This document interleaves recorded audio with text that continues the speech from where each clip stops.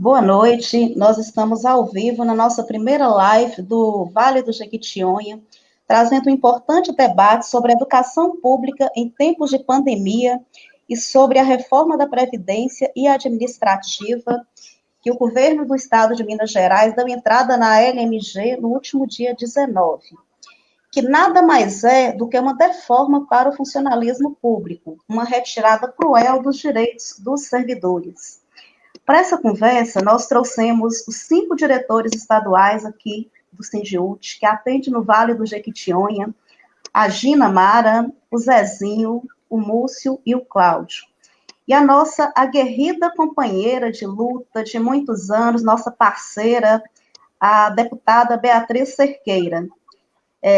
A nossa coordenadora geral do Sindiúte, a Denise Romano, iria participar dessa live, mas por questões alheias à sua vontade, infelizmente não será possível a sua participação. Então, Denise, receba o nosso abraço, o nosso carinho e o nosso respeito aqui do Vale do Jequitinhonha pelo trabalho desempenhado à frente do Sindiúte. Então, sejam todas bem-vindas e bem-vindos à nossa live. A gente vai passar, né, para vocês fazerem uma saudação inicial. Vocês vão falar quem são, de onde são, né?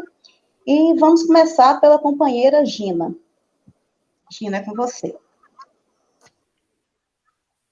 Boa noite, é uma alegria enorme para o Vale do Jequitinhonha, a nossa primeira live, todo o Vale aqui reunido, e um abraço virtual carregado de muita saudade desses companheiros, da vontade de estarmos juntos, da luta que precisamos fazer presencial, mas enquanto ela não chega, nós estamos aqui na luta virtual. Eu sou Gina Mara Pereira, sou de Medina, pertenço à subsede de Itaubim, e começo com a frase de um poeta: forte deve ser educação que ensina a liberdade, e não a que propaga o conformismo. E abraçando Beatriz Cerqueira, eu abraço o Vale, abraço Minas Gerais e abraço o Brasil. Boa noite.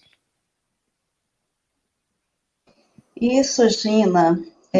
Zezinho, para fazer a saudação. Boa noite, eu sou o Zezinho, né, subsede de Itaubim, no Vale do Jequitinhonha. Um prazer estar com vocês nessa noite, né? E é uma forma diferente, né, de fazer luta agora, né? Acostumado a estar lá na forma presencial, e agora a gente está fazendo aí virtual, né? Então, é assim, diferente, mas é a forma que a gente está tendo, né? Então, vamos ver o que a gente consegue dessa forma, que venha as barreiras aí, né, para a gente derrubar, e que tenhamos vitórias aí pela frente, né? Isso, companheiro. Múcio? Boa noite a todos, companheiros Cláudio, Gina, Zezinho, Elisa. Boa noite, Bia. É com prazer que a gente inicia esse debate aqui no Jequitinhonha, né, utilizando os meios possíveis nesse momento. Meu nome é Múcio Alberto Cordeiro, sou professor e atualmente estou na direção estadual do Sindiúte. Fazer luta é o que nos resta nesse momento, assim como sempre fizemos. Não são os obstáculos desse momento de pandemia que irá nos impedir de fazer a luta. Até porque a única forma a gente conseguir continuar conquistando e evitar perder é manter de pé nessa luta intensa.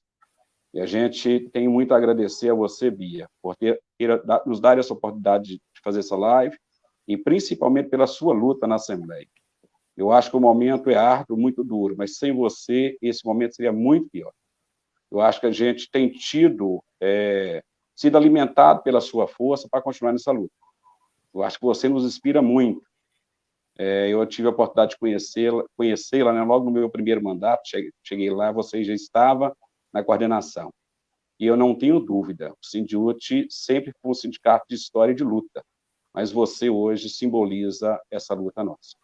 Eu acho que nós temos muito a agradecer por você. A educação pública de Minas tem muito a agradecer a você. Nós, educadores, temos muito a te agradecer.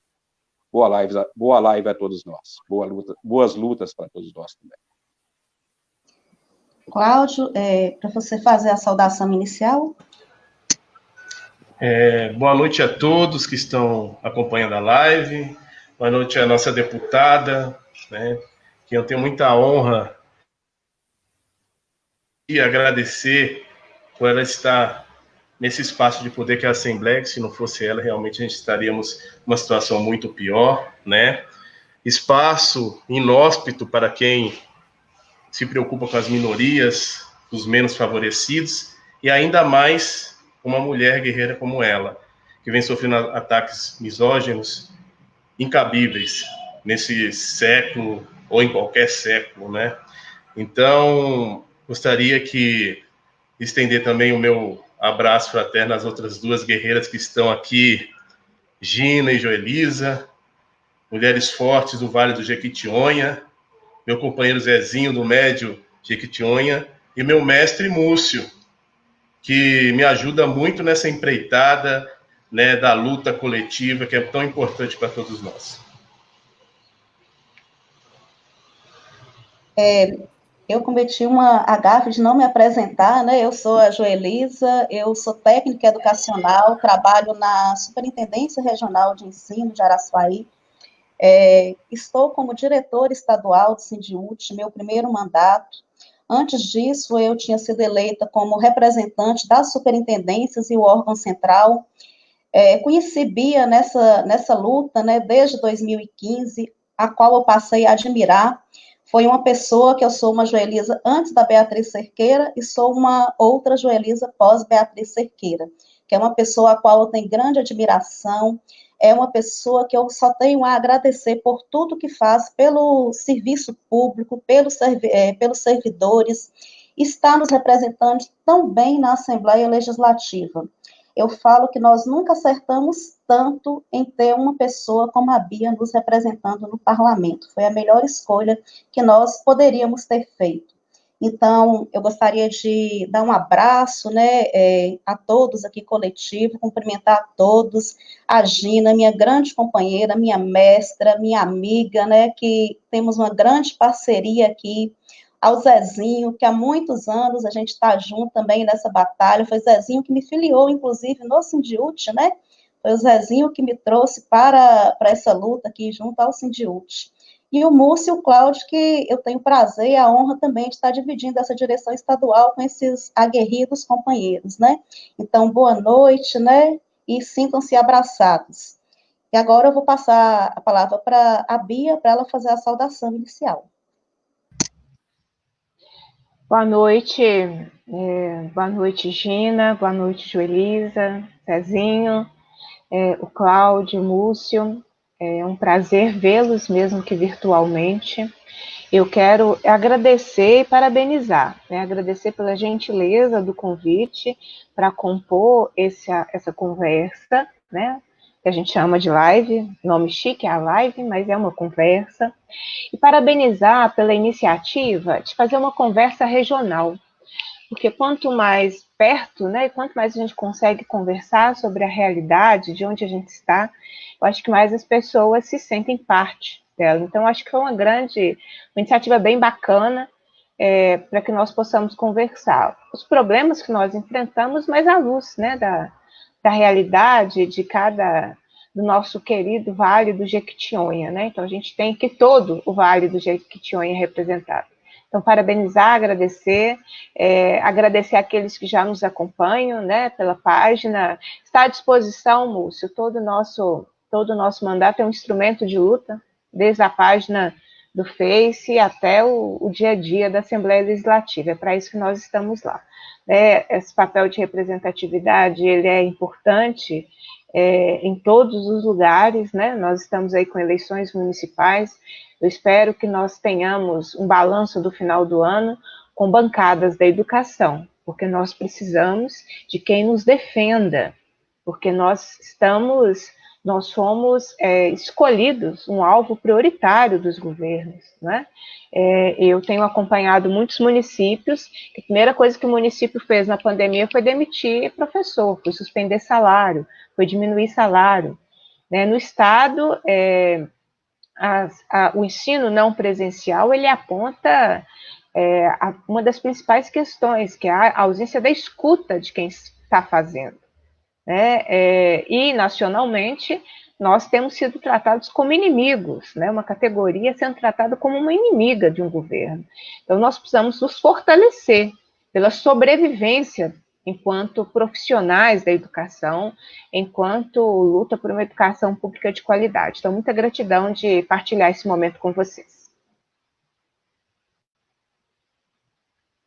Somos nós que agradecemos, Bia, por você se disponibilizar de estar aqui conosco, tendo essa conversa, né? Então, nós pensamos em dividir essa live em 2 blocos. O primeiro bloco, a gente trataria sobre essa questão do teletrabalho, da educação, né, não presencial e seus impactos, né? Tanto em Minas Gerais, como também no Vale do Jequitinhonha. E no segundo bloco, a gente vai abordar o tema sobre a reforma da Previdência. Então, assim, dando início a esse debate da educação não presencial, esse teletrabalho, eu gostaria que a companheira Gina, na sua percepção, quais foram os impactos, né, que falasse para a gente quais os impactos do teletrabalho trouxe para a população de baixa renda aqui do Vale do Jequitinhonha, e também quais impactos para a vida da mulher nesse teletrabalho. Queria que você falasse um pouquinho, Gina. Bom, o primeiro grande impacto do teletrabalho foi a forma como ele chegou, na participação da comunidade escolar. Ele chega pronto,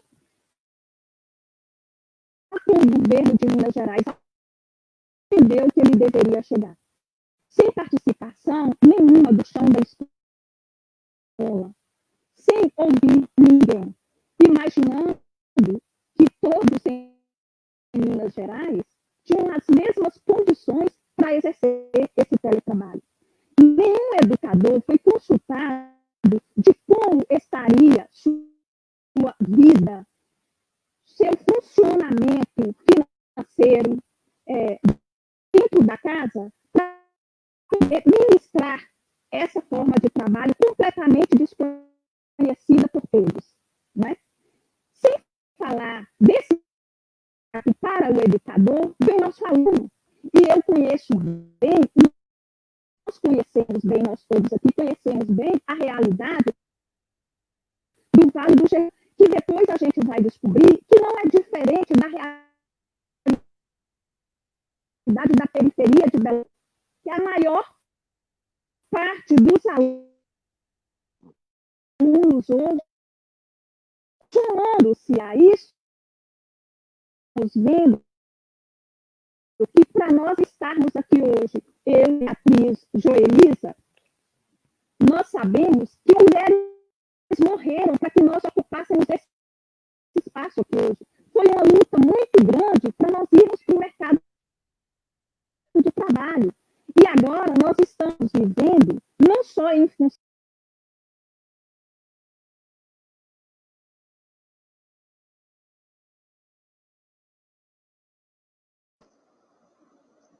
Parece que a conexão da Gina está tendo probleminha. Acho que está um pouquinho difícil. Enquanto ela volta, voltou. Isso, Gina, pode continuar. Além da sobrecarga que a mulher tem com o teletrabalho, também dentro de casa para acompanhar os filhos, aquelas que precisam acompanhar.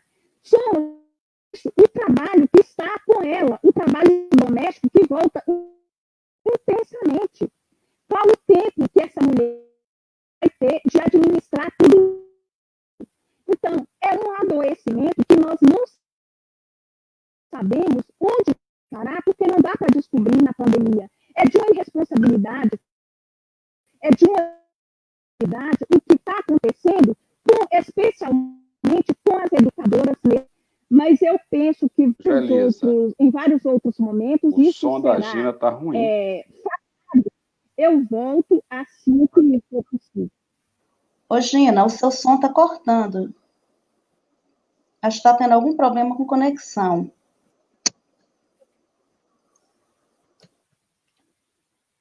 Passa para outro e, se for o caso, eu volto depois, né?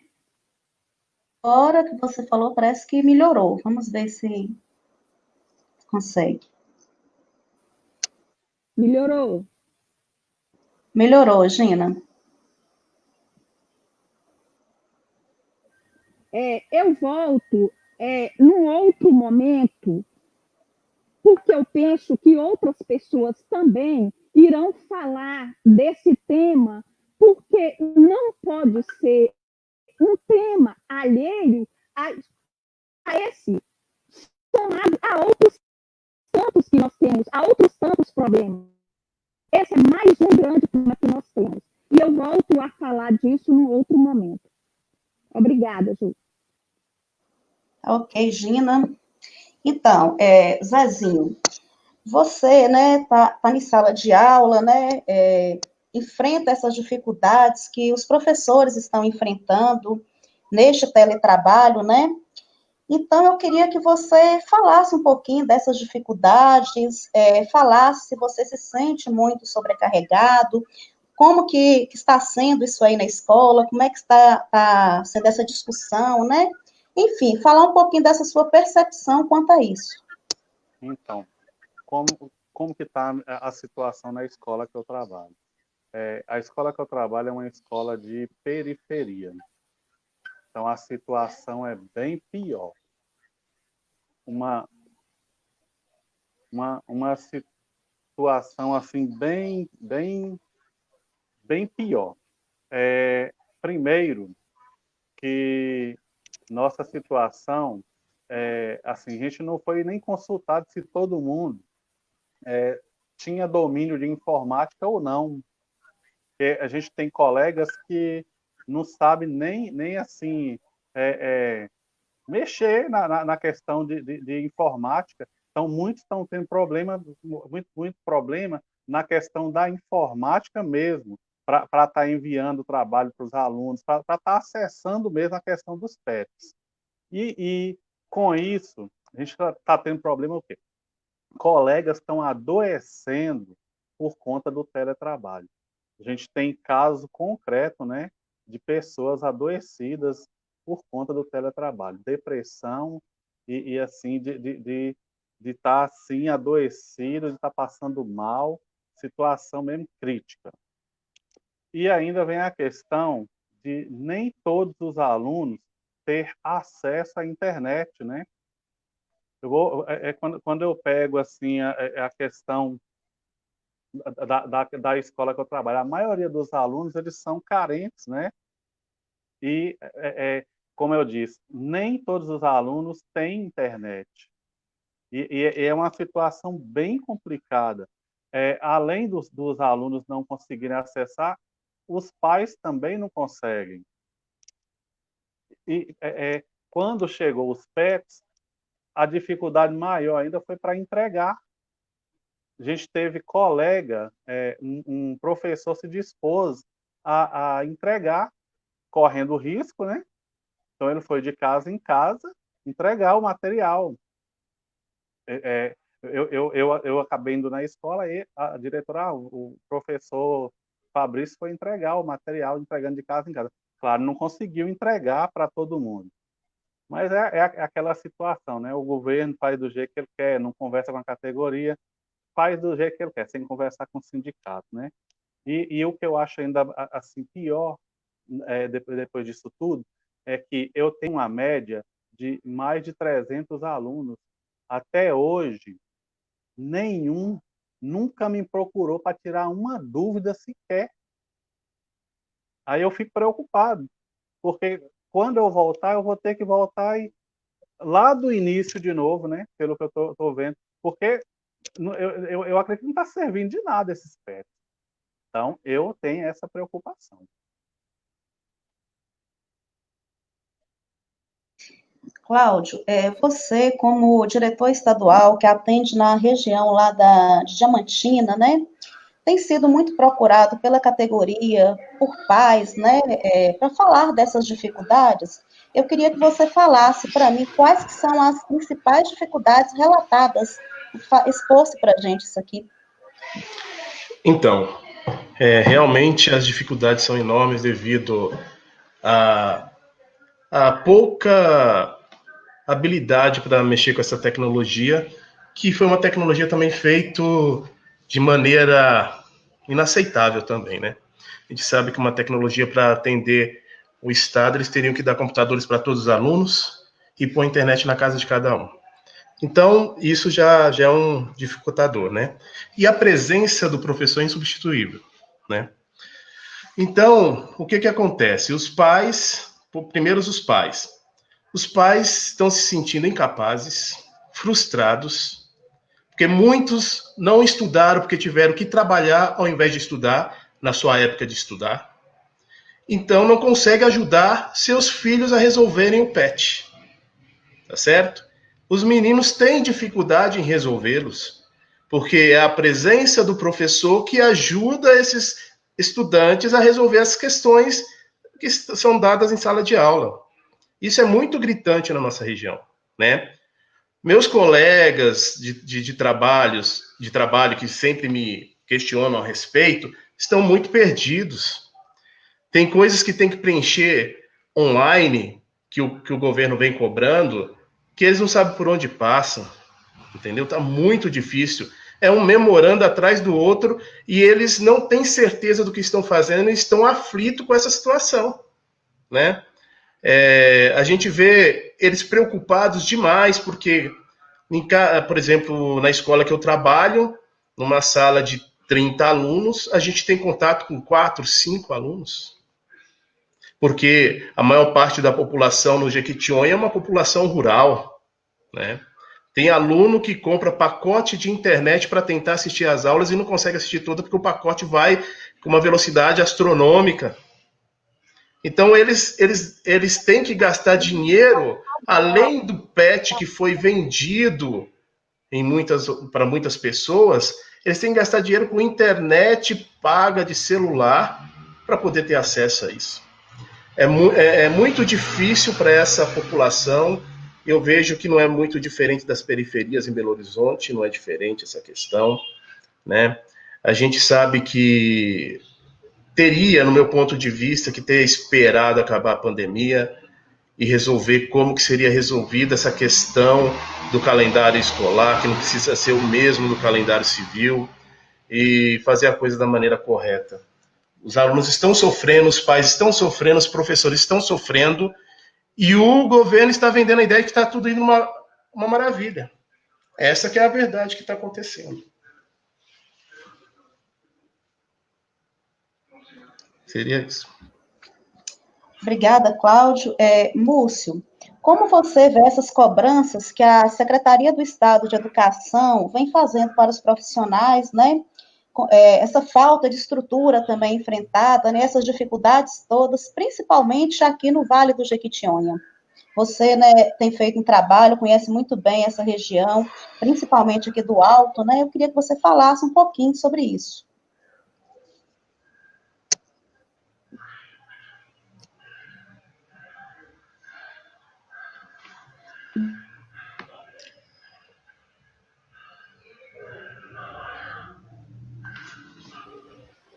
Múcio, você está com o microfone no mudo. Começa tudo de novo. Boa noite a todos, né? Boa noite a quem está nos assistindo.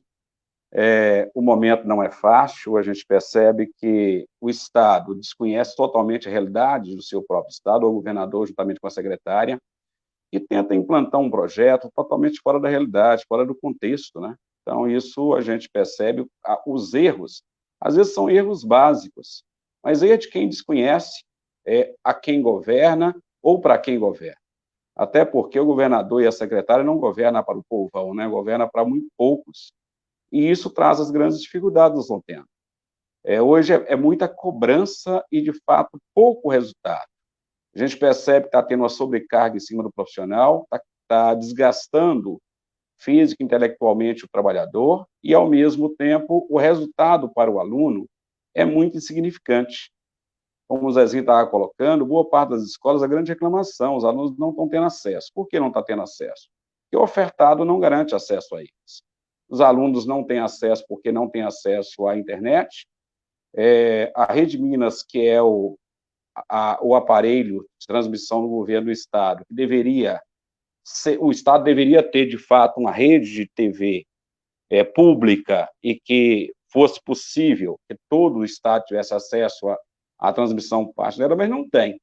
Então, hoje, no momento, nós estamos vivendo esse momento crítico que a gente tem que entender que está na hora do próprio trabalhador perceber que o que está sendo feito não tem por objetivo garantir qualidade da educação. É simplesmente cumprir parte de uma jornada sem o devido resultado. Então, hoje você tem aí, o Estado tem 1.700.000 estudantes na rede, mas nós sabemos que a parcela de estudantes que estão tendo acesso é mínima. E vai criar um outro problema gravíssimo pós-pandemia.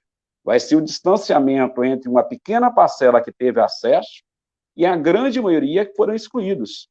Então, se você já tem um desnível de aprendizagem muito grande na educação, em cada turma, esse desnível tende a ser ainda maior.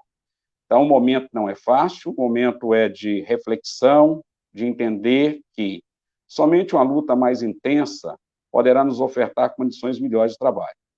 Pós-pandemia, eu nem sei o que virá, né? Porque o Estado não está nem um pouquinho preocupado com como ele vai organizar a rede no pós-pandemia, que é a maior preocupação. O Estado está preocupado em ofertar aquilo que não está funcionando, mas não está preocupado em preparar o ambiente escolar para receber esse aluno pós-pandemia. O que será de Minas no pós-pandemia? A estrutura física das escolas não tem a menor condição de recepcionar esses alunos. Nós sabemos que vai colocar no retorno, talvez, torna ainda o risco maior, porque salas superlotadas, aliada a banheiros, espaços totalmente inadequados. Então, esse momento de a gente entender que a educação mineira está sendo gerida por uma secretária que, infelizmente, desconhece a realidade. E nós temos tanto especialista em educação nesse estado, né? Nada contra a origem, mas Minas Gerais tem condição de oferecer uma gestora para a educação mineira melhor do que a secretária que nós temos. Então, é isso. Obrigada, companheiro. Agora eu vou passar para a Bia. Você já fez inúmeros debates, Bia, sobre essa questão desse teletrabalho, né, dessa educação, da forma que está sendo feita nesse tempo de pandemia. Você ouviu profissionais, ouviu pais, alunos, gestores, enfim, foi um leque, né, de escutas, né? E você, inclusive, fez debates excelentes, fez alguns projetos, né, voltados para isso, inclusive tem um projeto seu tramitando na Assembleia, pedindo para que o Estado, né, exigindo que o Estado forneça as condições, né, de trabalho para esses profissionais. Eu queria que você falasse um pouquinho dessa trajetória, né, desse teletrabalho, desde quando iniciou essa pandemia, e também do projeto, né, para a gente. Bem, Joelisa e demais colegas e todos que nos acompanham aí pela página. Primeiro eu queria destacar e parabenizar dois parabéns. O primeiro é para o Sindiúti, que compreendeu a gravidade da situação de uma pandemia, de algo que nossas gerações não tinham vivido, no momento em que as nossas lideranças maiores deveriam nos orientar e não nos orientaram e continuam não nos orientando, como o presidente da República e o governo do Estado. Então, no momento que ainda existia muita dúvida de como fazer, o que será, o Sindiúti não teve dúvidas e impediu a convocação presencial dos servidores da educação.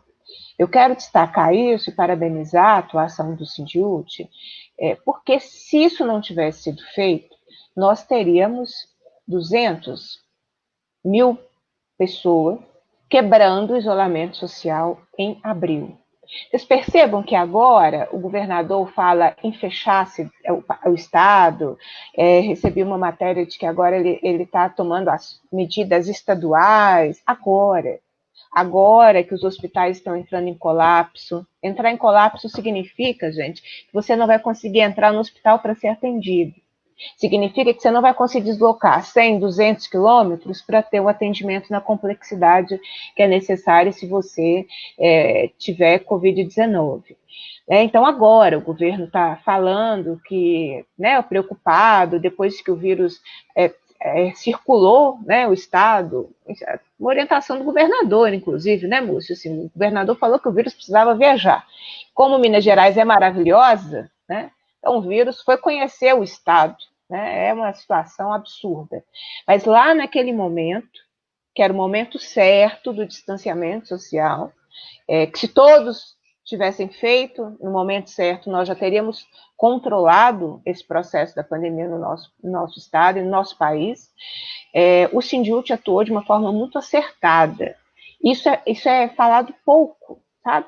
Quem garantiu a vida das pessoas foi o sindicato, que provocou o judiciário e com uma medida judicial que vigora até hoje, desde o dia 15 de abril, impede a convocação presencial das atividades. Então, acho que isso tem um impacto importante e positivo na vida da categoria, que são milhares de pessoas e suas famílias.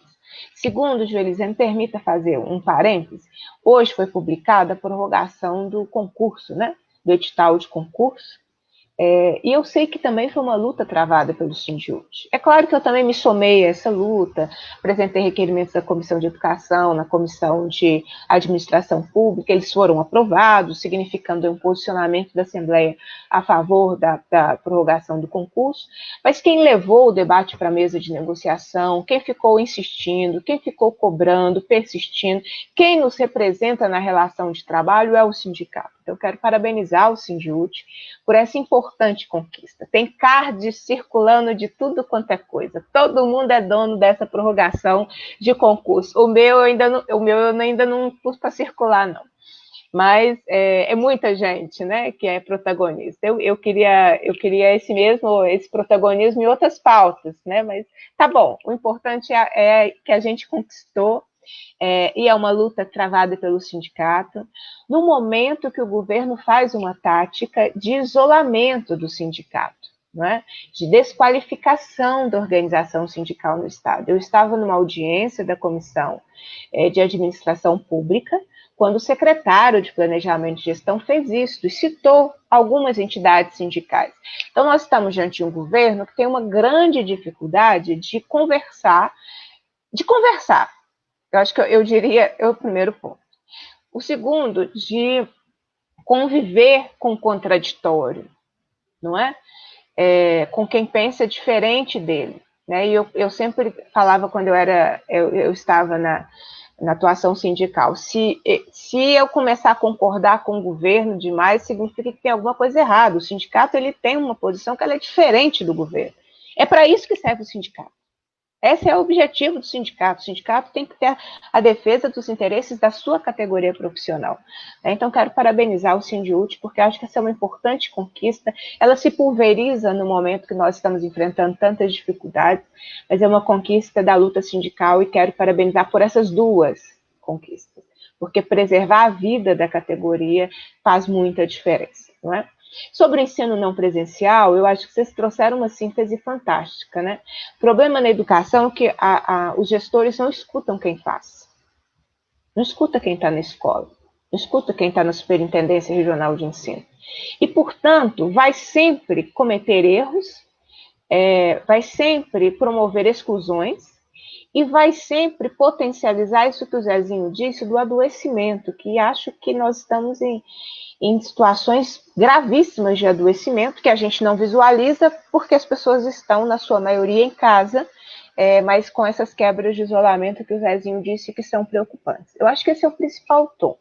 A secretaria teve um tempo, que foi de março a maio, que ela poderia ter constituído um processo de construção coletiva, de se ressignificar qual seria o papel da educação nesse momento de pandemia.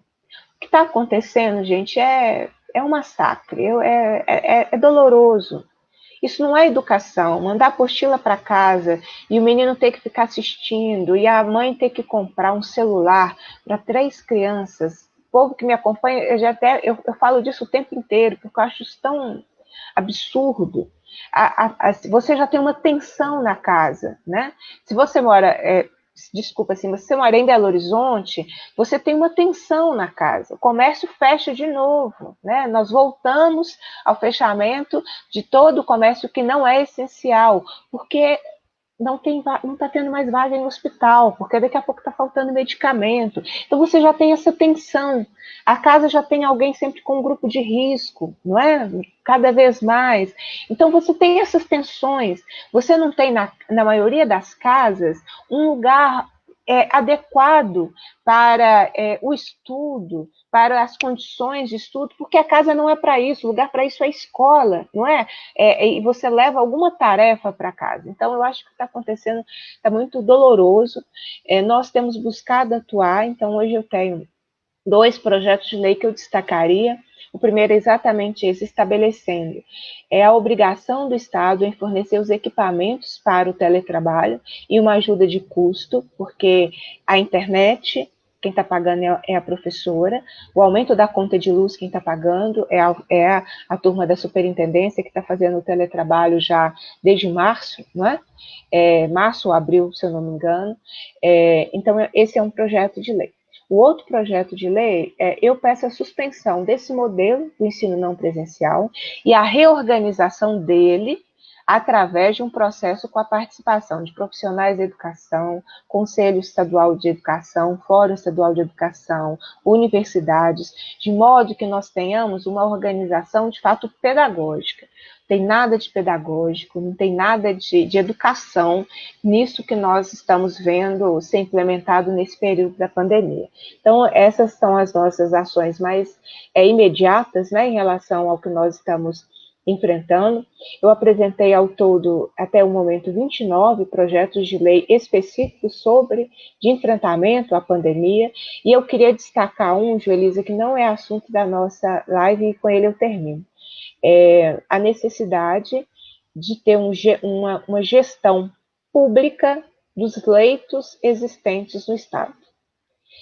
Não é possível a rede privada agir como mercado com seus leitos enquanto não tem vaga na rede pública.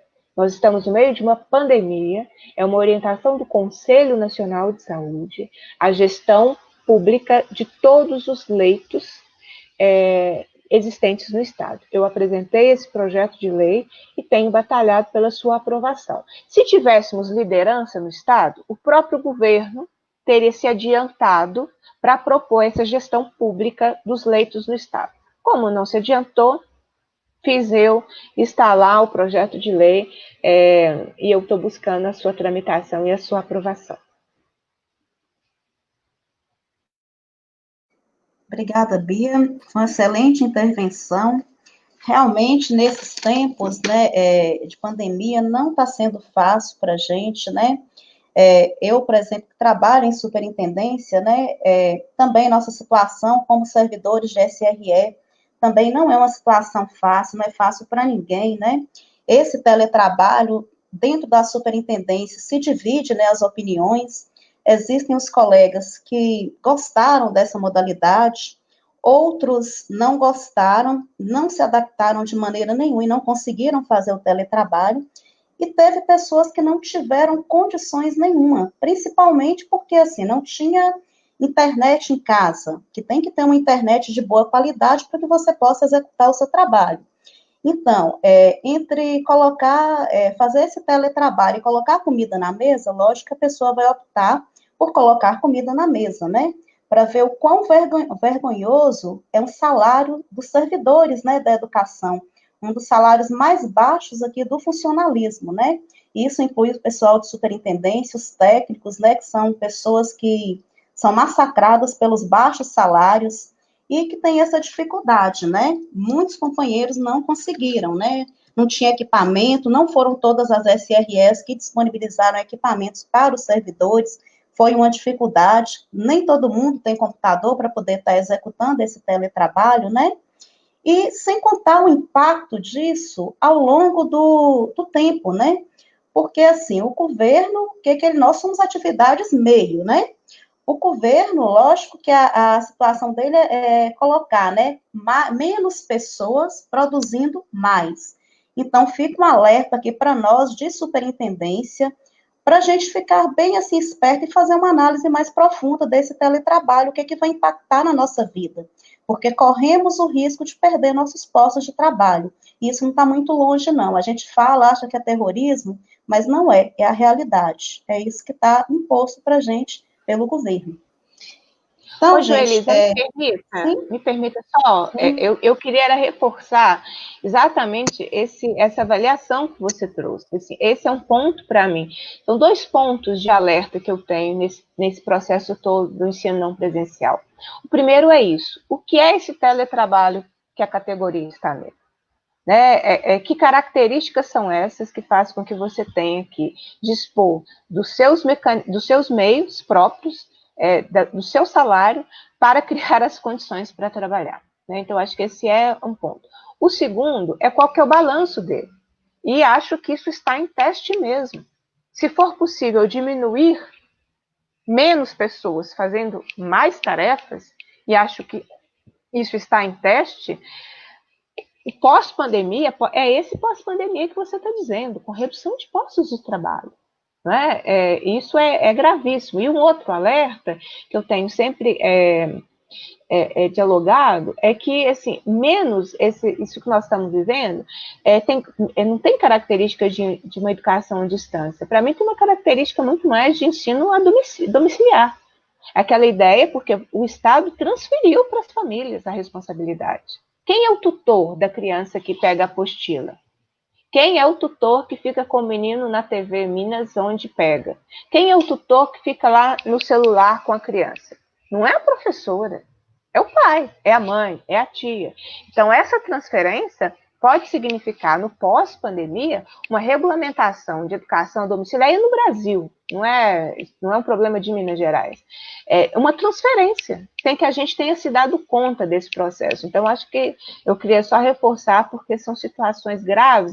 E como a gente está no olho do furacão, tendo que lidar com tudo isso, pensar o dia seguinte precisa ser um exercício nosso mesmo para ver as consequências do que nós estamos vivendo hoje.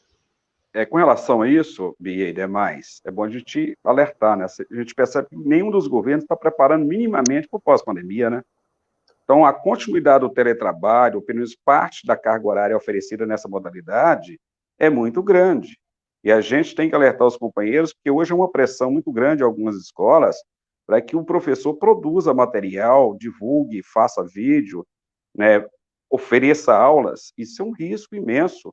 Não só o profissional que está totalmente desprotegido, porque se vier qualquer problema, o Estado não vai responder por ele, e outra coisa, o Estado está doido querendo que se oferte modelos ou metodologias que dê certo para que o Estado adote depois, né?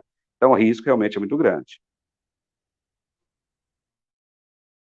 Gente, realmente o risco é grande, não só, citei o caso das superintendências, mas aí tem os ATBs também da escola, né, que estão correndo esse risco, os ASBs, que estão sendo pessoas que são expostas demais, inclusive por conta da falta do isolamento, porque é o único trabalho que está sendo obrigado a fazer esse trabalho presencialmente, colocando em risco a vida dessas pessoas, né, a gente está numa batalha, nós do Sindiúte, tentando negociar com o governo para que consigam diminuir o máximo desse impacto dessa ida, né, desses ASBs para as escolas, porque eles falam em convocação extraordinária, mas que de extraordinário, infelizmente, não tem nada. Está sendo ordinário, as pessoas estão trabalhando, tem gente que trabalha 5 dias da semana. Então, o que é extraordinário para a secretaria? Nós fizemos essa pergunta, até então nós não conseguimos não avançar na negociação, nós faremos uma reunião com a Secretaria de Educação no próximo dia 30, né? Eles ficaram de avaliar essa questão, e vamos ver se a gente avança, porque as pessoas que são mais massacradas, que ganham os piores salários, estão sendo as mais prejudicadas nessa pandemia, nessa imposição que o governo está colocando para a nossa categoria. Então, gente, nós vamos passar para o segundo bloco, né, da nossa live. Eu vou pedir para que a companheira Bia, ela fale um pouco, né, sobre o trâmite da PEC 55, né, e do PLC 46/2020, e o impacto que disso na vida do funcionalismo público.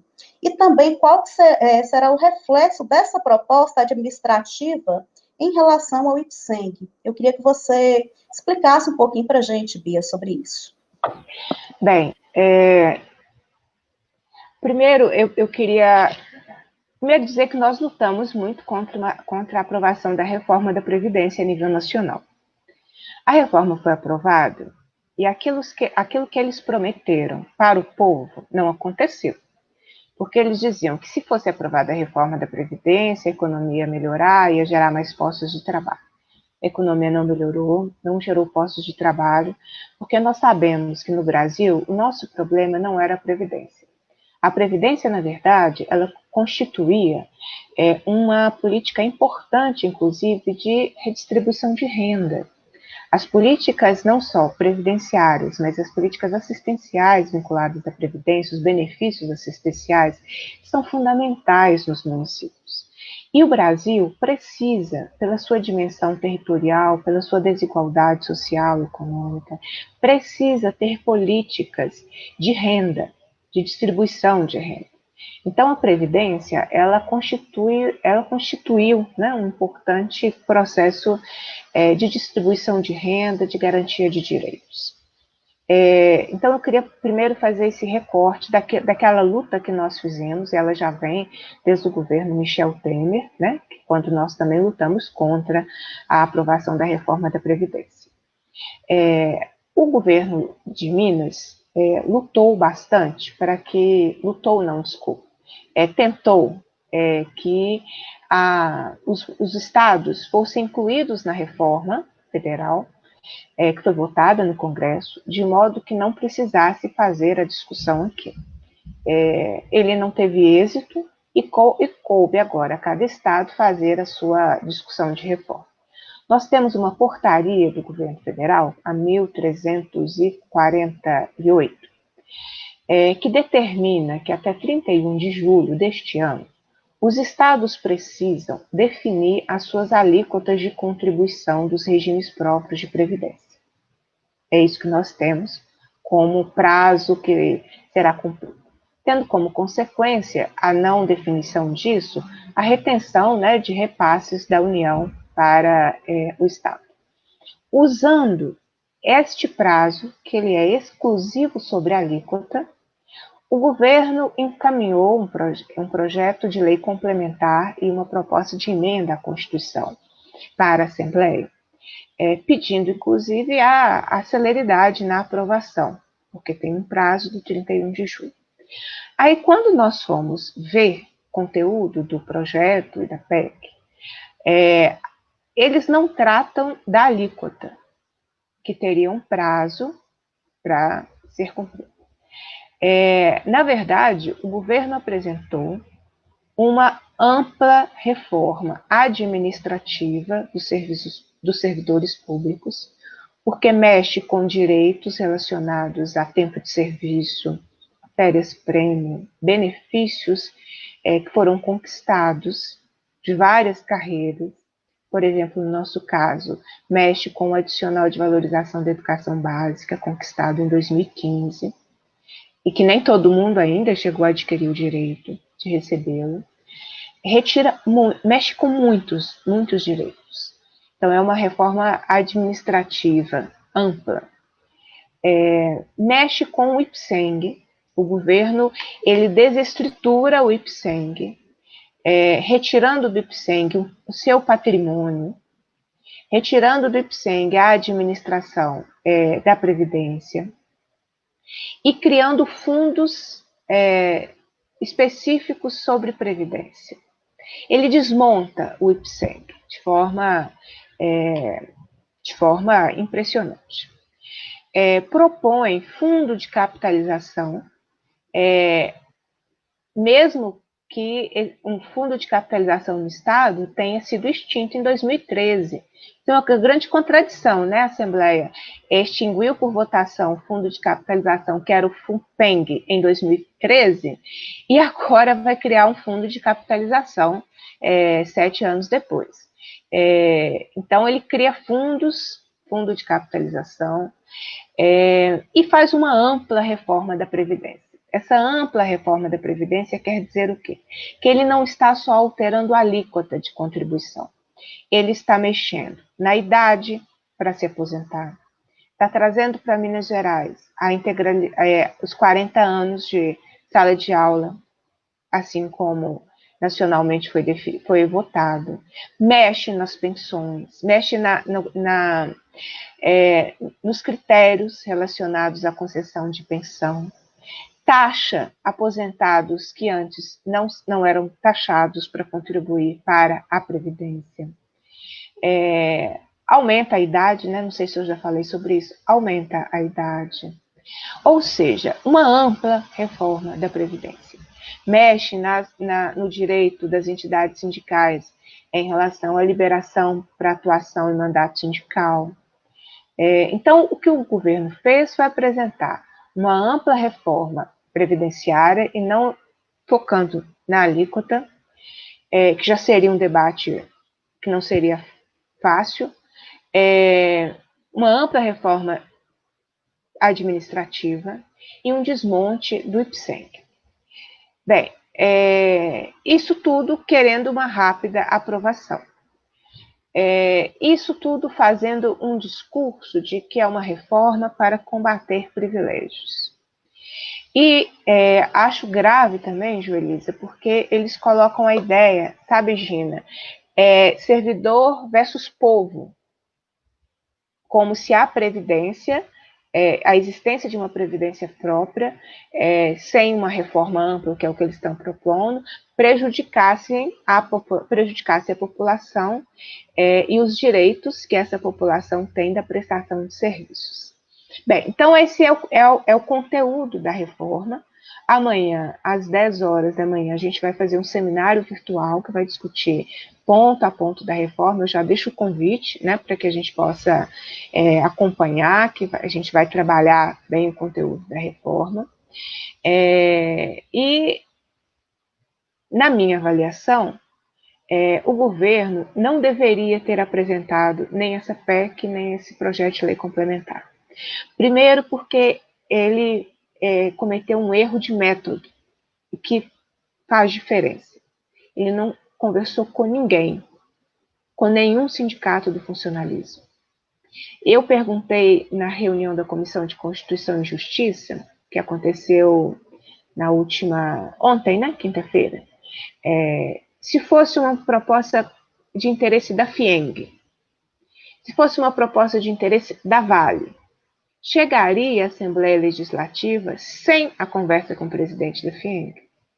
Chegaria sem a conversa com a Vale? Não. Mas chegou uma proposta sem que os sindicatos do funcionalismo tivessem tido diálogo e fossem escutados. Por isso mesmo, na terça-feira, 21 entidades do funcionalismo público entregaram um documento para o presidente, a pedido, uma reunião a meu pedido. O presidente recebeu virtualmente as entidades sindicais, pedindo a não tramitação da proposta. E no dia seguinte, as entidades que representam as forças de segurança, que também são afetadas por essa reforma, também reuniram e apresentaram o seu documento ao presidente da Assembleia. Esse é o contexto da reforma. Não deveria ter sido apresentada, então, por não ter sido dialogada com os setores, com o funcionalismo, porque nós estamos no meio de uma pandemia. Acabei de contar para vocês, segunda-feira, Belo Horizonte recua naquilo que ela já havia flexibilizado em relação ao comércio na capital. Por que nós estamos recuando? Porque a situação da capital piorou em relação à pandemia. E é por isso que o prefeito decidiu fechar aquilo que não é essencial. Ou seja, nós estamos, o mês de junho, de todos os meses, é o mês de maior atenção em relação à pandemia. Então, como é possível, no meio de uma pandemia, sem você propor, né, não é permitido propor aglomeração, sem que os servidores tenham acesso aos gabinetes dos deputados, sem que os servidores tenham acesso às dependências da Assembleia para acompanhar as discussões de comissão, discussões de plenário. Como é possível essa reforma tramitar? Eu sou contra a tramitação da reforma. Eu sou contra essa reforma. Algumas pessoas disseram assim, mas nós precisamos apresentar alguma coisa. Não é uma proposta, na minha avaliação, não é uma reforma emendável, né? Possível de fazer remendo. Eu perguntava, de qual direito, Zezinho, você vai abrir mão? Cláudio, de qual direito você vai abrir mão? Gina, qual direito você vai abrir mão? Porque negociar essa reforma significará isso. Significará que no final, e aí sim, é muita atenção às táticas que vão ser adotadas. Significa que no final nós vamos perder os anéis para não perder os dedos? Vamos perder 2 dedos? Vamos ficar com os 3 dedos na mão? Qual vai ser essa conta? Né? Então, assim, é preciso que a gente faça uma mobilização que dialogue com os deputados da região, né, para que eles compreendam a gravidade. Né? Eu percebo, o governo, quem defende a reforma que o governo apresentou, não conhece a realidade do servidor público, gente. Eu cheguei a ouvir que a reforma era para atacar a aposentadoria de R$200 mil. Você ganha 200 mil, Zezinho? Você ganha, Múcio, 200 mil? De quem nós estamos falando? Só se for na vida toda profissional, né? De quem nós estamos falando? Não é a realidade do serviço público. Você ataca a exceção com uma medida específica. Você não usa a exceção para atacar a regra. Não é? Então, assim, acho que esse é o contexto com as principais questões que a reforma traz. Vai exigir da gente muito diálogo com a nossa própria categoria, com os colegas de outras categorias e com os deputados estaduais, porque o governo transferiu para a Assembleia essa responsabilidade. Por isso que eu sou contra, acho que tinha que nem tramitar. O governo devolve para o governo,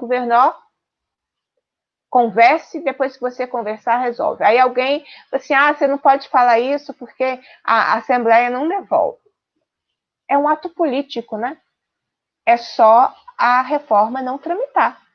É só ela ficar parada na primeira comissão e o governo sabendo que ela não tramitará sem o diálogo com os sindicatos. Né? Então, é um ato político.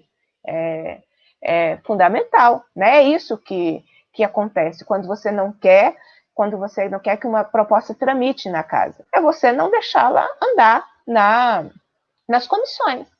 Né? E a comissão, e a PEC já tem relatoria na Comissão de Constituição e Justiça. Né? Então, significa que ela vai andando.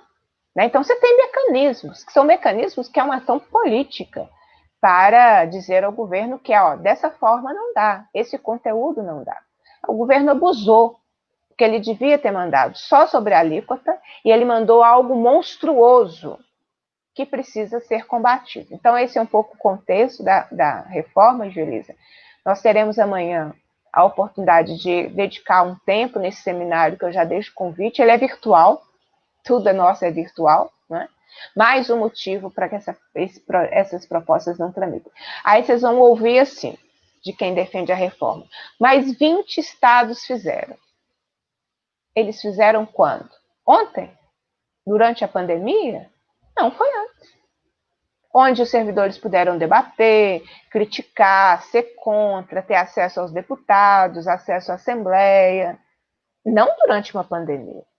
Não no pior momento da pandemia que cada estado está enfrentando. Né? Então, é esse o contexto da reforma e que nós precisamos debatê-la e pensar como é que nós vamos impedir que essa retirada de direitos aconteça. E aí eu faço um último alerta, Júlia. Quando a gente perde direito, por mais que a gente lute, a gente não recupera tudo.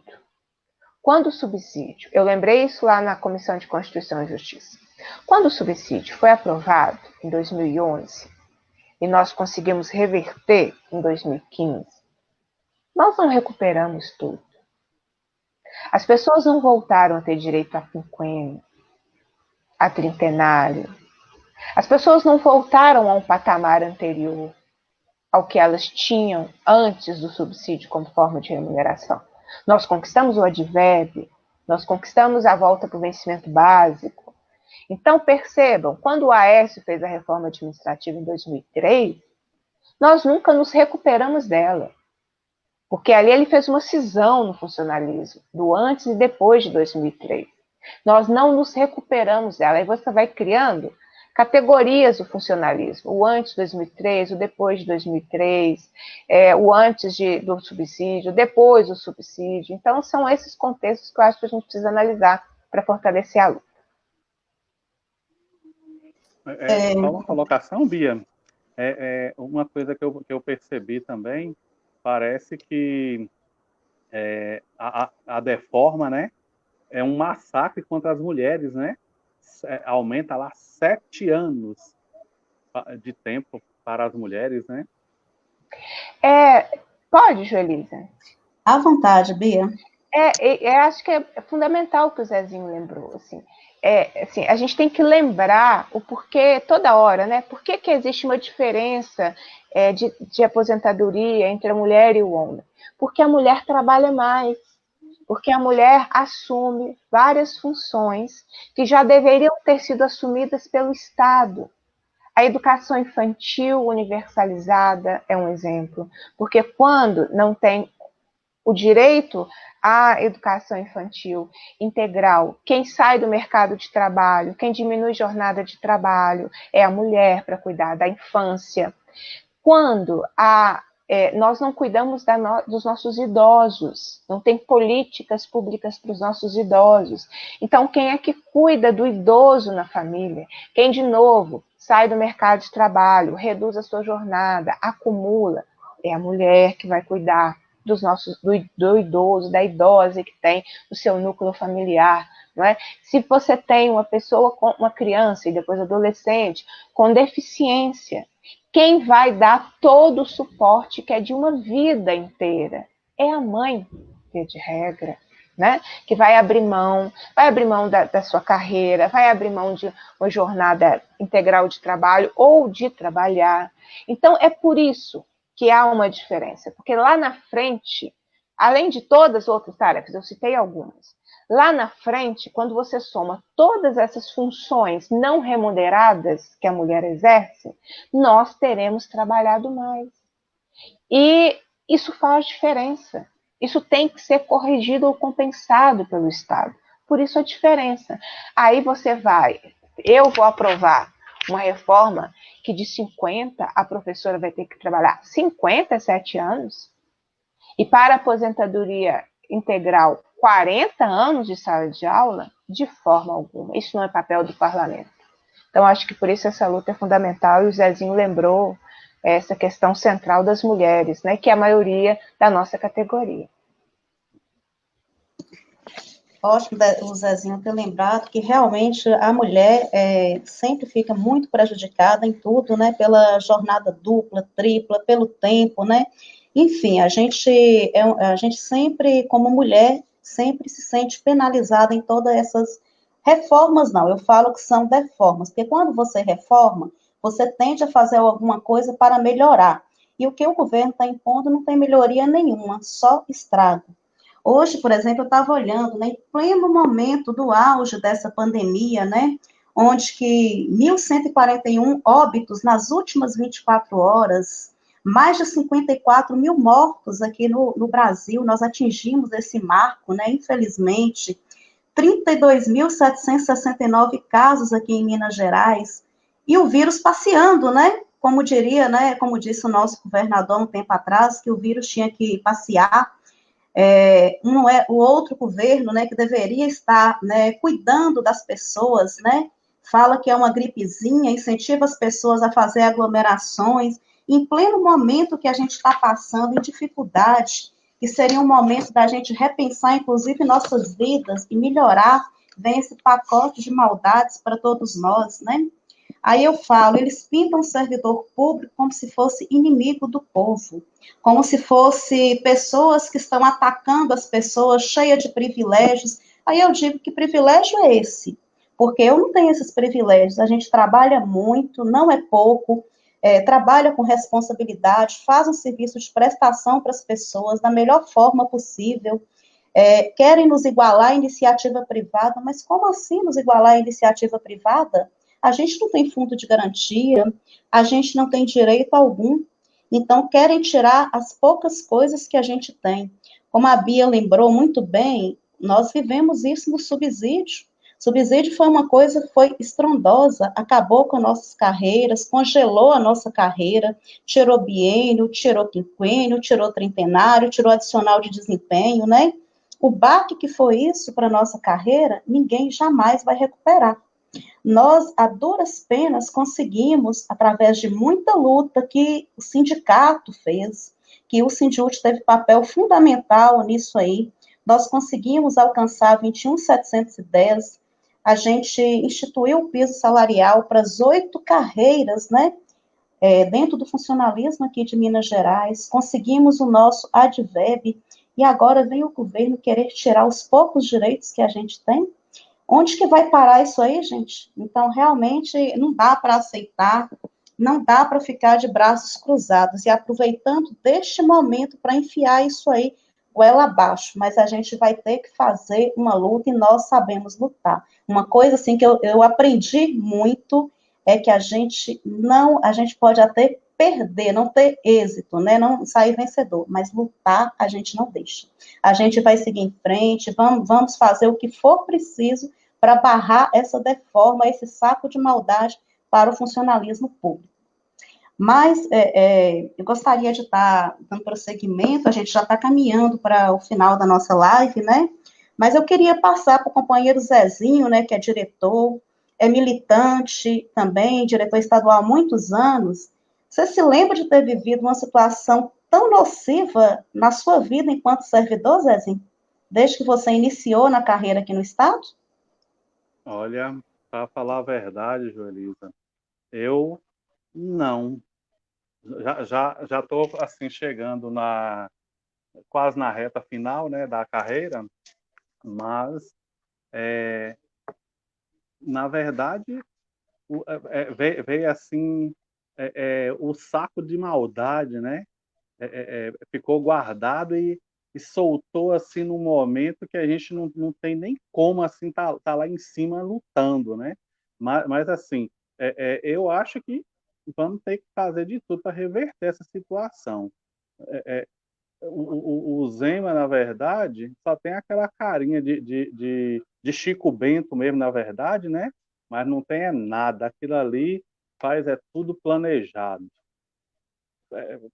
Na verdade, para nos prejudicar mesmo, principalmente o servidor público, né? De repente, ele acha que ele está administrando as lojas Zema, né? Então, eu fico abismado com a situação que nós estamos vivendo. Eu vou agora direcionar para Cláudio Múcio, né?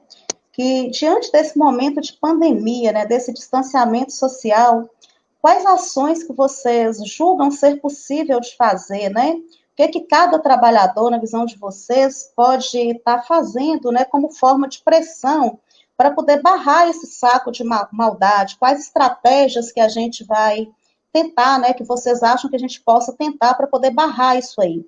Eu vou passar primeiro para o Cláudio, em seguida, na sequência, para o Múcio. Cláudio.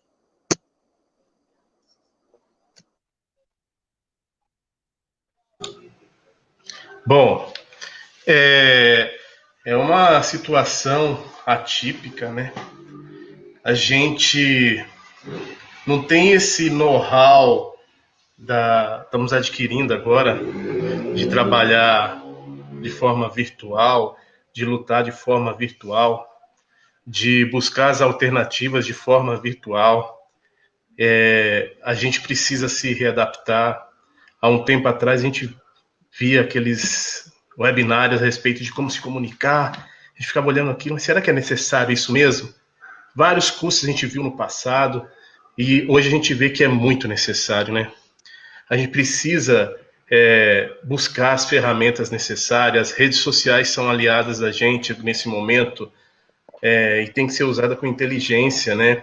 Eles utilizam dos robôs para espalhar as fake news aí. Nós temos que nos arguir das nossas verdades, que são as verdades que estão aí apresentadas, mostrando a realidade dos fatos, né? Que nós temos 2 governos ultraliberais, tanto a nível nacional como do Estado, e que se utiliza de artimanhas da web para poder nos estrangular. E a gente precisa também aprender a utilizar essas ferramentas. Qual que é a saída? Difícil a gente dizer isso. A gente precisa fomentar o conhecimento dentro dessa área da tecnologia, né? A gente precisa estar do lado da juventude que mexe com maestria nessas ferramentas. Vejo assim, através das redes sociais, a juventude era descolada demais nessa questão. A gente precisa trabalhar bastante com elas. A gente tem movimentos dentro da juventude, como o Levante e os outros movimentos dentro da juventude, que eles são descolados, fazem vídeos, fazem coisas que chamam a atenção, e a gente precisa saber usar essas questões. Tem uma questão muito, muito ilustradora dessa atualidade. Em marketing, a gente diz que vídeo com mais de 30 segundos ninguém assiste, né? Então, a gente tem que se adequar a esse modelo de vida que a gente está agora, né? Mas é difícil, viu? Para a gente é difícil. Não é tão fácil assim, não. Ainda mais que a gente não tem milhões aí para investir como o outro lado faz aí com as fake news deles aí. Então, é isso, Cláudio? Agora sou eu, né? É isso aí. Na verdade, o Cláudio leva... Só um minutinho antes de você iniciar, só cumprimentar as pessoas aqui de várias regiões aqui, né, de todo o estado, cumprimentar vários colegas meus de SRE aqui assistindo, prestigiando a nossa live, pessoal aqui de Araçuaí, Medina, lá do Barco de Jordânia, Almenara está aqui presente, Jequitinhonha, o Alto também, a Maria Eva aqui presente conosco, Maria Celeste, vários companheiros da direção estadual, a Flávia, a Italina, a Mites, muita gente mesmo, né? Aqui a Cida Imaculada, aqui de Araçuaí, a Zete, a Elisete Chalub, Regina, Edna Regina, Soraya Issa, abraço, viu, Soraya? Saudade de você. Muita gente mesmo. Então, moço, a Ada, lá de Montes Claros, também aqui presente conosco. Realmente, nossa live atingiu várias regiões aqui do estado, foi para além do Vale do Jequitinhonha, né? Muito bacana essa participação. Então, vamos lá, moço. A Joelma de Teoflotone também aqui presente, obrigada. Cássia também de Montes Claros, e muita gente querendo a fala da Gina, daqui a pouquinho, viu? Vocês vão ouvir a Gina, logo depois do Múcio eu vou passar a palavra para a Gina, tá bom? Então, pode ir lá, Múcio, obrigada. Então é isso, boa noite essa turma toda que está acompanhando a live aí, isso é importante, eu acho que o momento, o Cláudio está colocando aí das nossas habilidades em trabalhar com as novas tecnologias disponíveis, não é fácil.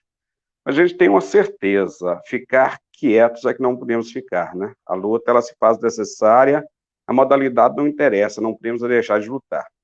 E nesse momento eu avalio que, como as reformas estão tramitando na Assembleia, o papel que cada um de nós temos, educadores, familiares e a sociedade no geral, é de pressionar os deputados, até porque são os deputados que irão de fato votar a reforma.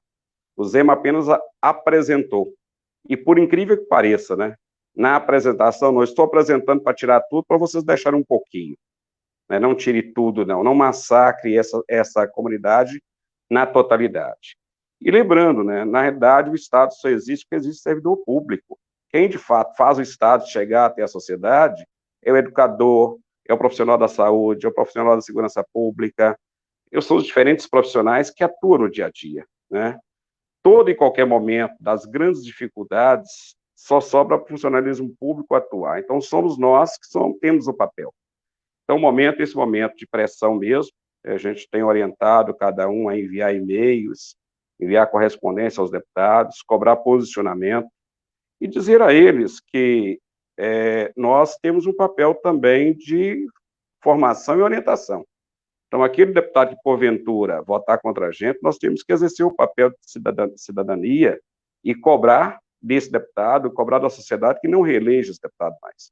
Porque dos 77 deputados que estão na Assembleia, todos eles chegaram pelo voto. Nenhum chegou lá bionicamente, nenhum foi indicado para estar lá. Então, de alguma forma, todos eles têm responsabilidade, porque ele representa a comunidade. E eu não tenho dúvida, a grande maioria dos votos deles, mesmo alguns representando a elite econômica, mas quem os elegeu foi o povo. É o cidadão comum que vota, que elege. Às vezes até enganado, porque eu também estou na política há bem tempo, e ninguém, no momento de campanha, vê algum candidato falando que vai trabalhar contra a educação nem contra o educador. Trabalha quando chega lá. O Zema, ele foi eleito sem um programa de governo, ele se escondeu atrás do anonimato para se eleger governador. E hoje nos dá uma pancada dessa. Então, nós temos que cobrar responsabilidade. Se o Zema chegou lá sem dialogar com a comunidade, sem dizer o que ele iria fazer, os deputados têm a responsabilidade de dizer ao Zema que ele não pode fazer o que ele está fazendo, porque ele não disse isso em campanha. Ele não disse abertamente que iria fazer tudo isso. Então, o momento é o momento que a gente tem que entender. Lembrando, nós estamos aí desde 2017 sem um reajuste salarial, nós temos 2 legislações que nos garantem o direito ao piso salarial e não temos. Agora, quando é legislação contra o trabalhador, rapidamente ela começa a ser aplicada, visto que houve aí uma proposta de congelamento não só de remuneração, como de carreira, aumento salarial e também de vantagens, rapidamente o Estado já estabeleceu o cumprimento da legislação. Nós vamos estar aí até dezembro de 2021 sem nenhuma correção salarial. Nós temos que entender outra coisa, o trabalhador, o servidor público, tem no IPSENG um plano de saúde que ele pertence a nós. Na reforma também estão descaracterizando completamente o IPSENG. Então, essa capacidade de organização, essa capacidade de rebelar contra tudo isso é uma necessidade. A Bia colocou muito bem, em 2011 nós perdemos nossa carreira, lutamos arduamente para conquistar.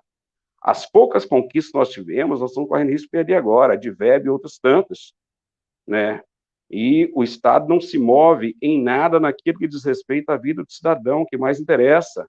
Não havia, até então, não havia feito nada na defesa da vida. Agora, o governador assustou, porque o risco de entrar em colapso do sistema de saúde muito provavelmente irá acontecer, porque faltou a atuação efetiva do governador. Então, é isso, Joelise e demais, e quem está nos ouvindo, nós temos que ter essa capacidade. Organizar, trabalhar, orientar e pedir a cada um servidor. Leia os projetos, porque conhecendo é que a gente sabe fazer a defesa. Eu sempre alerto, o que está tramitando é muito duro. Às vezes a gente fala em idade é um dos problemas, mas eu vejo a remuneração previdenciária. Muitos trabalhadores, ao chegar o momento de aposentar, ele não vai poder aposentar, porque ele vai ter uma queda de rendimento que impede ele de aposentar, porque ele não consegue sobreviver com o salário que ele vai receber de aposentadoria. Então, é esse o momento. Não adianta, depois de aprovado, já era. Nós temos que lutar antes, Eu vejo a Bia fazendo um papel de defesa da gente, mas não basta só a Beatriz fazer o papel. Nós temos responsabilidade também nessa luta.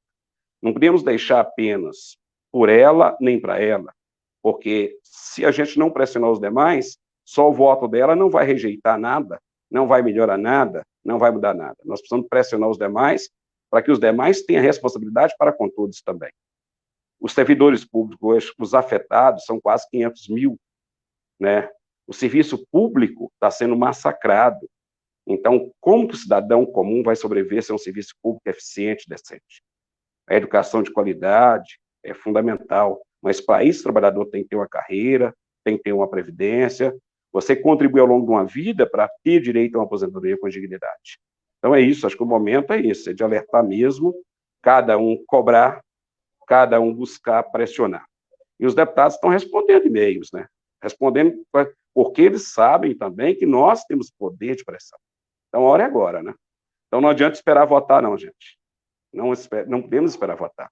O momento é na tramitação, é tentar impedir que ela seja aprovada ou que o governo chame para conversar. Porque em 2017 a luta foi difícil, mas a gente estava nas ruas, a gente estava nos parlamentos, né? Hoje, sequer nós temos esse direito de estar lá dentro. Imagina uma Assembleia vazia, está muito fácil de aprovar tudo, está muito fácil de passar tudo.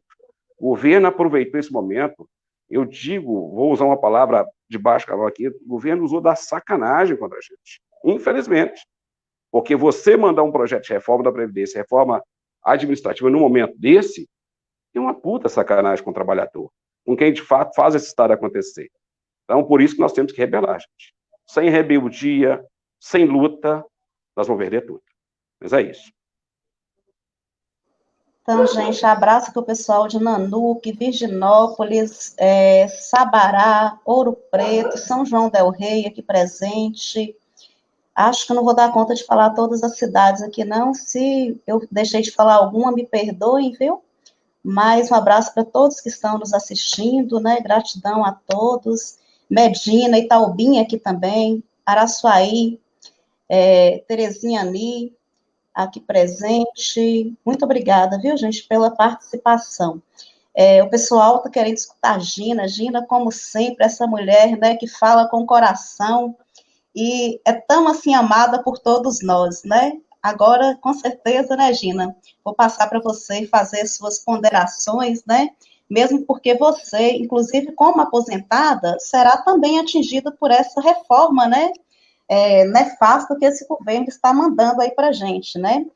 Ele propõe, nessa proposta dele, está propondo, inclusive, que seja pago uma alíquota até para quem é aposentado.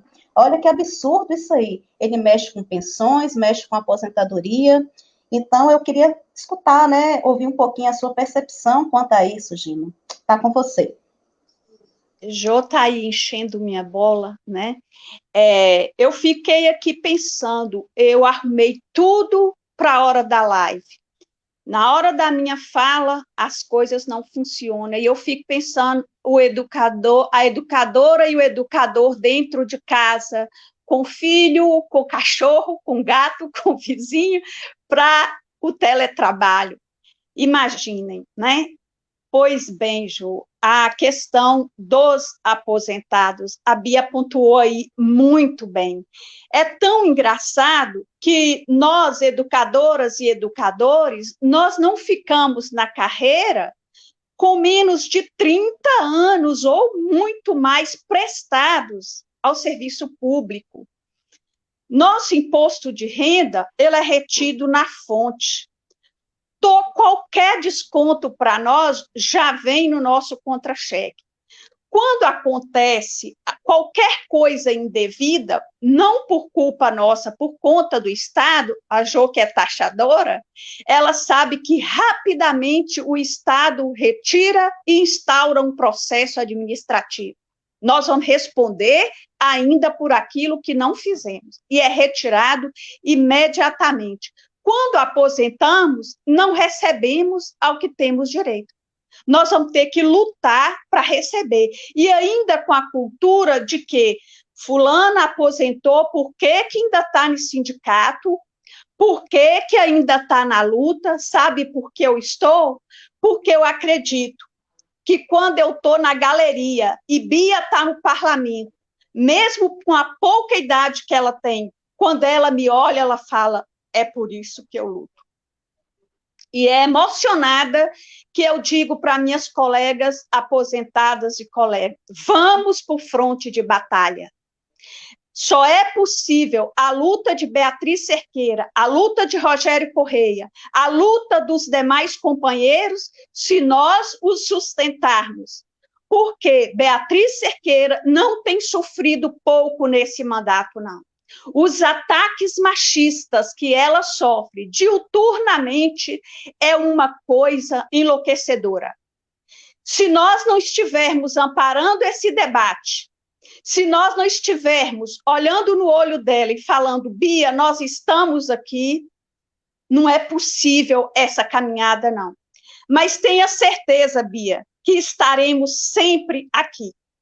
E que nós, aposentados, temos cada vez mais de enfrentar esse desmando. Quando nós mais precisamos falar com o Estado, olha, agora vocês precisam cuidar da gente. Nós cuidamos de muitas crianças, às vezes nós cuidamos de netos de nossos alunos, nós ainda estamos lá. E nessa hora, o Estado joga na nossa cara que nós oneramos a folha. São palavras cruéis que são dirigidas aos aposentados. Mas nós não nos calaremos. Nós falaremos no parlamento pela boca de Beatriz Cerqueira. Nós andaremos por cada aluno desassistido nesse estado, nesse momento. Enquanto um aluno nesse estado estiver excluído, nós estaremos gritando. Porque nós não vamos falar apenas por aquele que tem um computador em casa, que tem um pai acompanhando, que tem uma mãe acompanhando, alguém acompanhando. Nós vamos falar por aquele que está no morro, andando de bicicleta para pegar um sinal de internet. Por aquele que mostram na internet que está no bar com a mãe, porque o dono do bar deixou acessar a internet. E aquilo o Estado tem que encarar como uma vergonha do Estado, porque é obrigação do Estado cuidar de cada criança desse país. Para isso nós pagamos impostos. E a obrigação nossa de educadores é exatamente não nos conformar, é exatamente gritar. E gritaremos pelo Estado e gritaremos pelo país.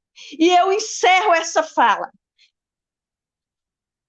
Conhecer, indignar com qualquer injustiça cometida contra qualquer pessoa em qualquer parte do mundo é a qualidade maior de um revolucionário. Essa frase é de Ernesto Che Guevara. E com essa frase eu agradeço Beatriz Cerqueira. E mais uma vez falo, no colo do sindicato, no colo do seu mandato nós encontramos alento. E cada colega que esteve nessa live, a Joelisa, que tão bem coordenou, Zezinho, Múcio, Cláudio, nosso colo, Beatriz, está aqui para você.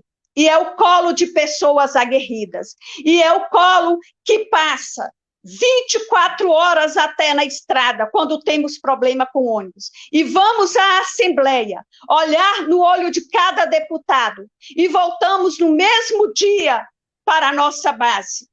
É nesse colo que nós pretendemos sustentar esses mandatos e dizer para a Zema, se você não nos deixa sonhar, nós não deixaremos você dormir. Obrigada a cada uma, nosso beijo virtual, nosso abraço virtual e a certeza da luta sempre. Isso, companheira. Gina, como sempre, é uma pessoa que fala com coração, orgulho de ter essa companheira aqui perto da gente, orgulho de ter Gina do meu lado. É uma pessoa que só me dá, sabe, bons exemplos, me faz ser uma pessoa melhor. Obrigada por ter pessoas, por mais Ginas na educação, por mais Beatriz Cerqueira na educação, por mais pessoas como Beatriz no parlamento. Com certeza, esse mundo seria muito melhor se tivéssemos pessoas como vocês. Falando isso, vou passar para vocês fazerem uma breve saudação final para todo mundo, né? Antes, só deixar registrado aqui, cumprimentar o pessoal de Francisco Badaró, Itinga, Coronel Murta, Guanhães, Sarzedo, Ribeirão das Neves, Itabira, São Brás do Suaçuí, Brasópolis, Ataleia, Matipó, Nanuque, Gouveia. Muito bacana a nossa participação. Nós chegamos a 5.469 pessoas nessa live, mais de 1.392 reações. Muito bacana mesmo, gente. Comentários, muita interação na nossa live. E vou passar para o Zezinho, fazer a sua saudação final. Zé, está com você. Então, primeiramente, agradecer o pessoal que nos assistiu aí, Obrigado pela participação. Agradecer a Bia aí pela colaboração, aos colegas aí, diretores do Sindiúti, e um abraço a todos. Espero que logo, logo a gente se encontre pessoalmente e deixe aquele abração para todos. E obrigado por tudo.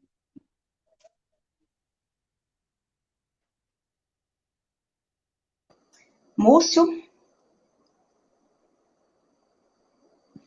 Microfone fechado, Múcio. Isso, já abri. Obrigado a cada um que esteve aí conosco, né, que teve a oportunidade de participar desse debate. Eu acredito que é assim que a gente constrói a possibilidade de lutar nesse momento tão difícil.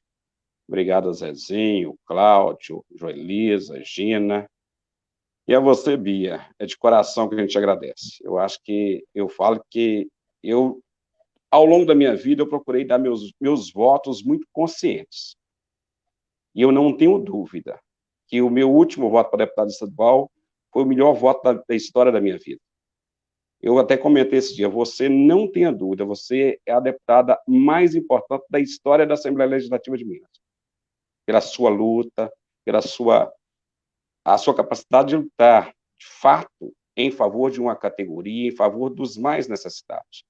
Eu acho que a gente tem em você hoje um grande exemplo de que é, de fato, uma representação popular, uma representação pública, porque você representa as pessoas falando por elas, não falando com elas. Você fala por todos nós. E eu, assim, o seu trabalho na Assembleia dignifica muito a sua história e a nossa história enquanto lutadores. Eu acho que a educação mineira tem em você hoje uma representante que merece todos os nossos aplausos. Eu falo que, assim, a sua campanha, a história de fazer, assim, foi muito no convencimento. Precisamos de representantes da educação no parlamento. E agora é o momento também, mais uma vez, fazer nas campanhas para o Legislativo Municipal a necessidade de representar a educação no Legislativo. Porque sem espaço de representação, sem ocupar esses espaços, a nossa luta dificulta muito.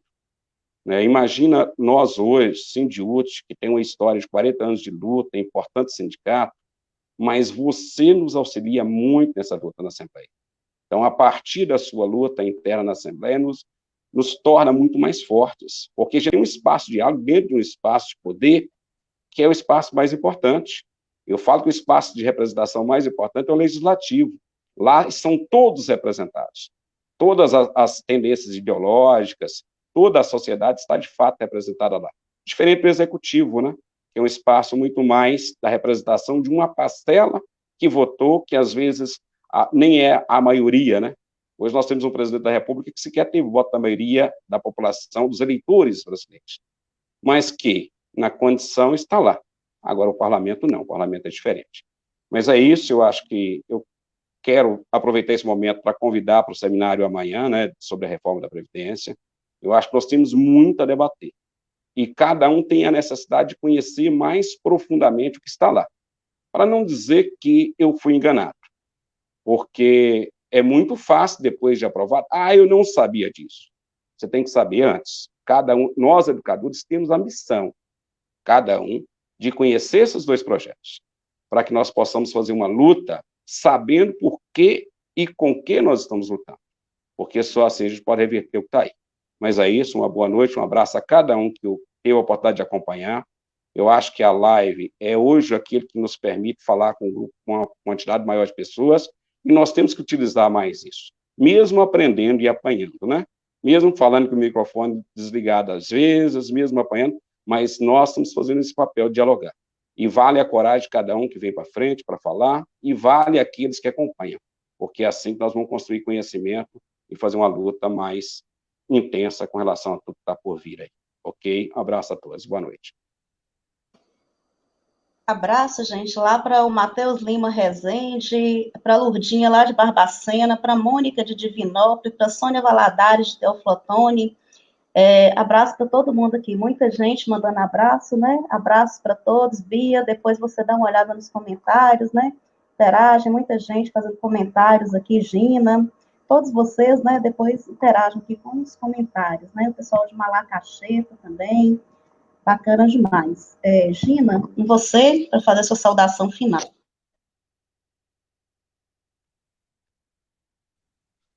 Liguei o microfone.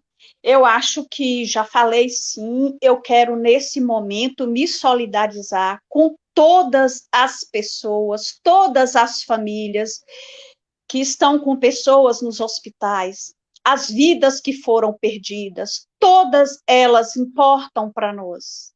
Saber que nós ficamos tristes, sim, que esse momento não tem sido um momento fácil. Ficar dentro da nossa casa, sofrendo os ataques, desamparados pelo Estado, que, ao mesmo tempo que diz que o vírus precisa viajar, anuncia que possamos não ter leito nos hospitais, e saber que, nesse momento, na elite brasileira já não morre mais ninguém de coronavírus. Esse vírus, trazido essencialmente pela elite brasileira para o Brasil, está matando pobres neste momento. Então, é um momento que eu me solidarizo, nosso coração realmente fica em luto. Hoje, a colega Flavinha, de Sete Lagoas, perdeu um aluno de apenas 14 anos, e isso deixa a gente transtornado, não tem preço, é uma tristeza muito grande. E é isso, é falar que nós estamos também de luto, mas ainda de luto, nós faremos a luta por cada voz que não é ouvida pelo Estado brasileiro. Boa noite.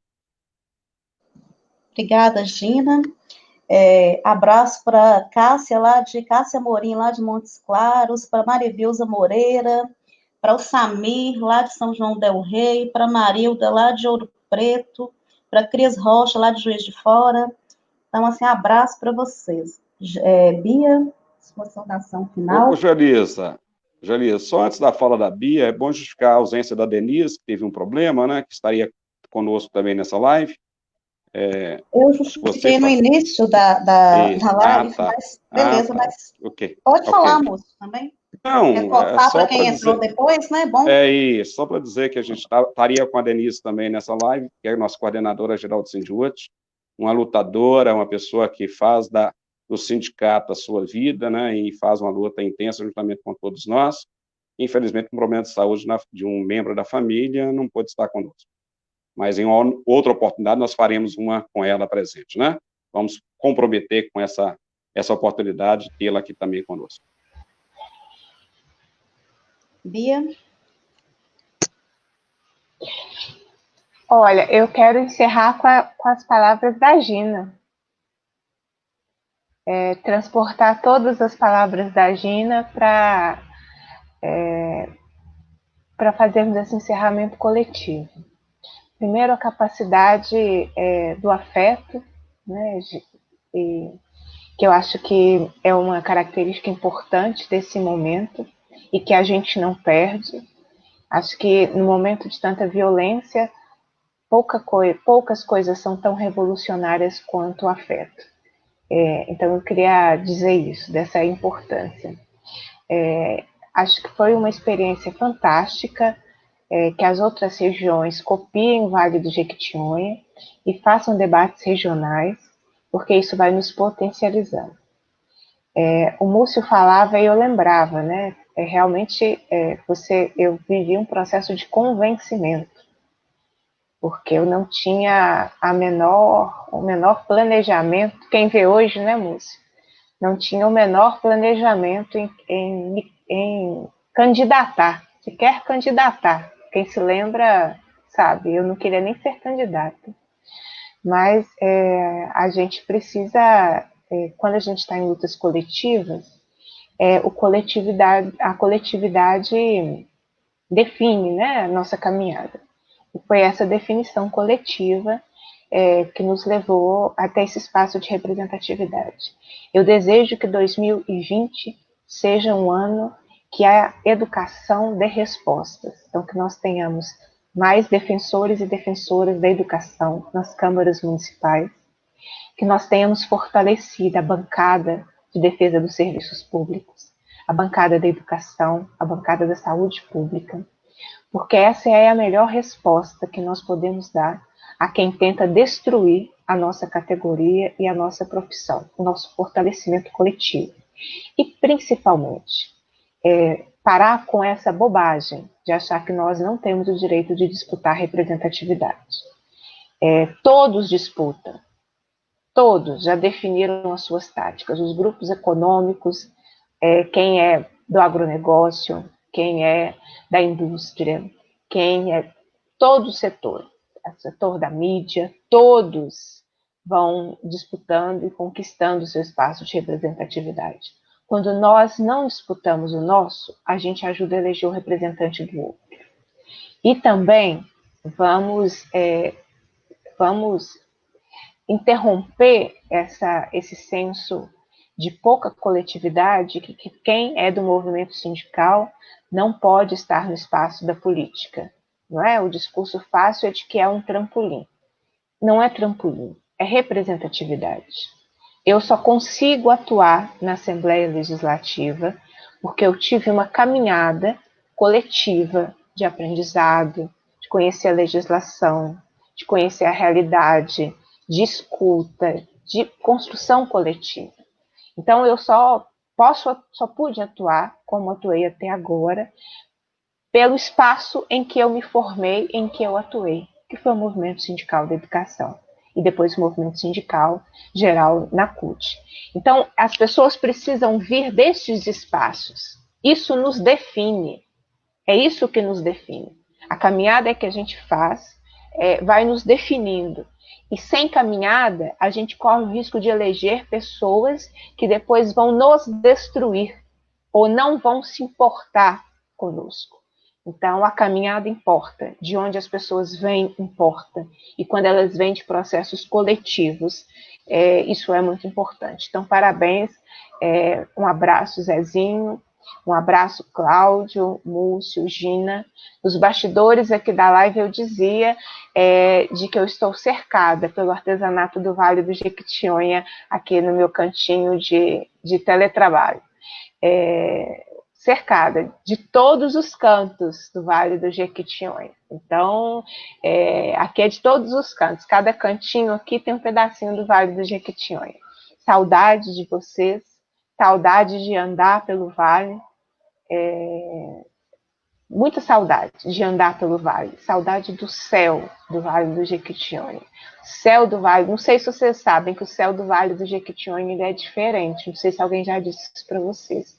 É um céu maravilhoso, não é o mesmo céu que eu vejo aqui em Belo Horizonte, é um céu que só o Vale tem. Então, muita saudade do céu do Vale do Jequitinhonha, que nós possamos nos reencontrar o mais breve possível, superando essa pandemia e todos os defensores da morte que nós estamos enfrentando nesse momento. Gratidão, Joelisa, parabéns pela coordenação. Nosso abraço à companheira Denise, não pôde estar conosco, mas é a nossa parceira de luta e nossa liderança aí do nosso sindicato. Forte abraço, então, até amanhã no seminário, a partir das 10 horas da manhã, vai ser aqui pela página do Face, que nós vamos interagindo, vamos conversando sobre a reforma da Previdência, que não é só da Previdência, tudo isso aí que nós conversamos hoje. Gratidão e feliz são vocês que vão dormir debaixo desse céu do Vale do Jequitinhonha.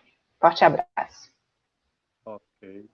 Abraço a todos vocês, boa noite, muito obrigada pela participação, obrigada, companheiro Zezinho, companheiro Múcio, Cláudio, companheira Gina e Beatriz. Representatividade importa muito, muito orgulho de poder fazer parte dessa história, de poder lutar junto com você. Então, muito obrigada por nos representar tão brilhantemente como você vem fazendo ao longo de toda a sua trajetória de luta. Um forte abraço a todos, né? E não ceda nunca à desistência. Lutar é a melhor alternativa.